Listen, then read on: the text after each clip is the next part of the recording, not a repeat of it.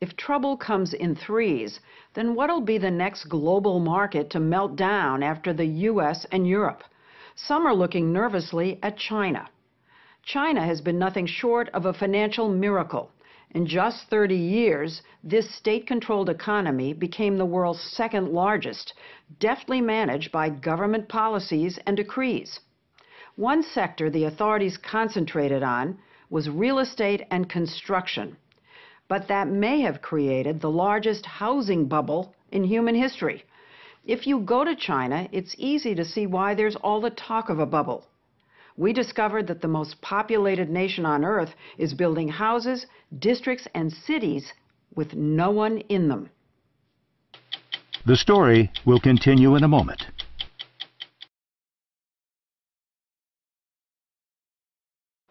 So this is Zhengzhou, and we are on the major highway, or the major road, and it's rush hour, and it's almost empty. Gilliam Tulloch is a Hong Kong-based financial analyst who was one of the first to draw attention to the housing bubble in China. He's showing us around the new eastern district of Zhengzhou in one of the most populated provinces in China.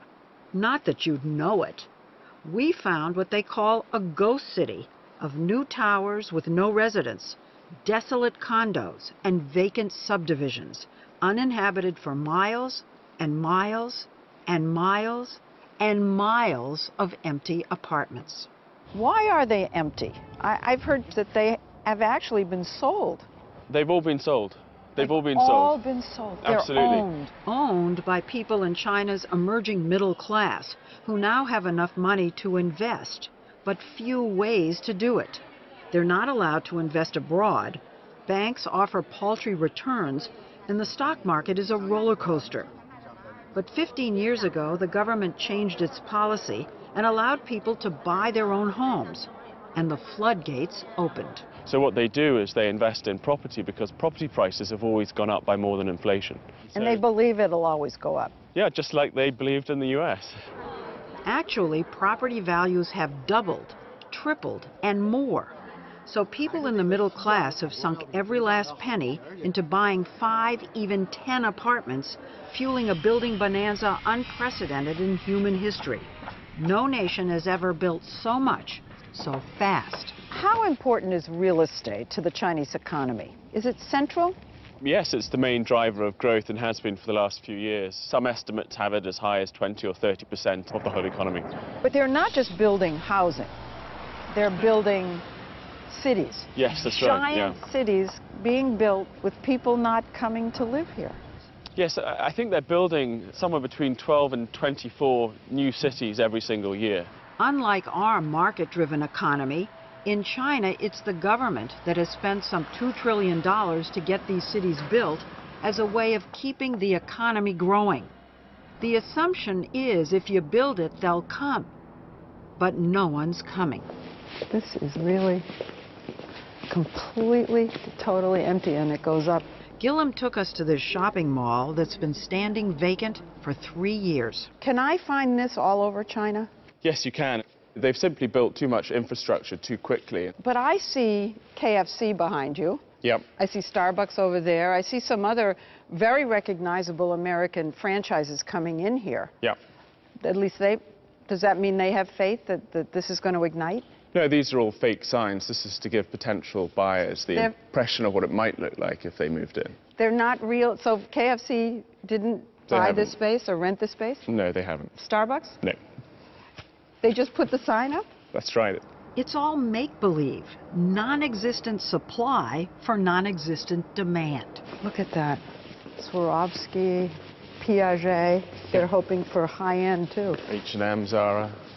And it's all Potemkin. Yeah. It's surreal, and it's everywhere, like the city of Ordos in Mongolia, built for 1 million people who didn't show up. And no, you're not in England. You're in Thamestown, a development near Shanghai built like an English village. And it was finished, I think, around 5 or 6 years ago. And it must have cost close to $1 billion US. And you'll see it's still standing there empty. Well, I've heard that there is some industry there, or some business, one business there. Marriage. Wedding pictures. Is that right? And what's more uplifting than a wedding? Or 10? You can see these empty developments on the edge of almost every city in China. What about the idea that China is urbanizing? People are flooding into cities, or want to anyway, from the rural areas, by the hundreds of millions. Yeah. And that this really is a smart move, build the housing to accommodate the urbanization process.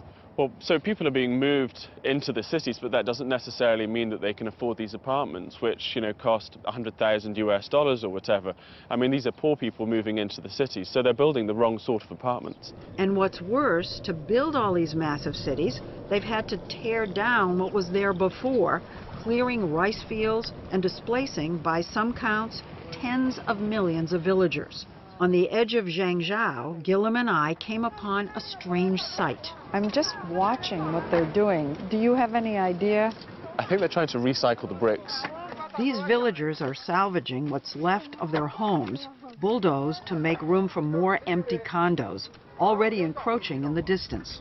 There are all these empty apartments over here. Can they conceivably move into those upscale places? Most people in China live on about, or less than, $2 a day, and these apartments probably cost upwards of $50,000 or $60,000, so it's very unlikely. What will happen to them, do you think?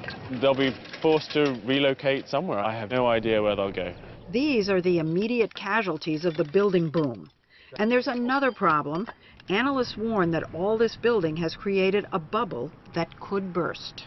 So if the bubble bursts, who's left holding the bag? There are multiple classes of people that are going to get wiped out by this. People who have invested 3 generations worth of savings, so grandparents, parents and children, into properties, will see their savings evaporate. And then, of course, there's 50 million construction workers who are working on all these projects around China. The prognosis of a bubble about to burst isn't only coming from financial gloom and doomers. We heard it from the most unlikely source. Are you the biggest home builder in the world? Yes, I think maybe. You may be. Yes, only the quantity, not quality. Wang Shi is modest, but his company, Vanke, is a $53 billion real estate empire building more homes than anyone in China. He was born on the front lines of communism and joined the Red Army, but he secretly read forbidden books about capitalism, so that when China liberalized its economy, he rushed to the front lines of the free market. Even he thinks today's situation is out of control. Are homes in China too expensive today? Yeah. Here's a number that I saw. A typical apartment in Shanghai cost about 45 times the average resident's annual salary. Even higher. Even what does higher. that mean for your economy if it's just too expensive for the vast majority of people to so buy? I think that dangerous. Dangerous. That's the bubble. So I think that's the problem. Is there a bubble? Yes, of course. There is a bubble, Yes. and the issue is will it burst or not? Yes. That's the big yes. issue. If that bubble, that disaster. If it burst. It bursts, that disaster. To try and prevent the disaster, the Chinese government decided to act. Heard of their one-child policy? Since 2011, China has had what amounts to a one-apartment policy, where it's very hard to buy more than one apartment in major cities. Because of this, prices plunged. The bubble was being tamed.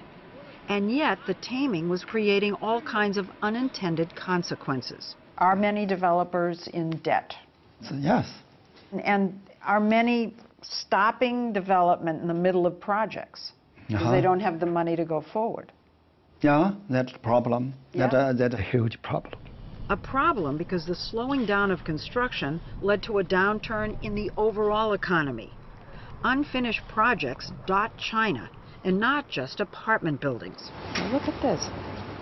Can you believe it? Analyst Ann Stevenson Yang, who has traveled across China, showed us a giant project, all but abandoned, in the port city of Tianjin, with concrete skeletons as far as the eye can see. The plan is to build a new financial district to rival Manhattan, including a Lincoln Center and a World Trade Center, only taller. but it all seems frozen. There's supposed to be a Rockefeller Center here. I hope they have a Christmas tree, too. Skating rink. City officials told us everything stopped because developers want to build all the facades at once to match. But on the ground, we heard a different explanation. Workers told us that many of these buildings haven't had any work done on them for weeks, months, as if the developers just don't have the money to go on. It's true. You see that happen first. The migrant workers will go home. That's often the first sign that the debt crisis is starting. The debt crisis.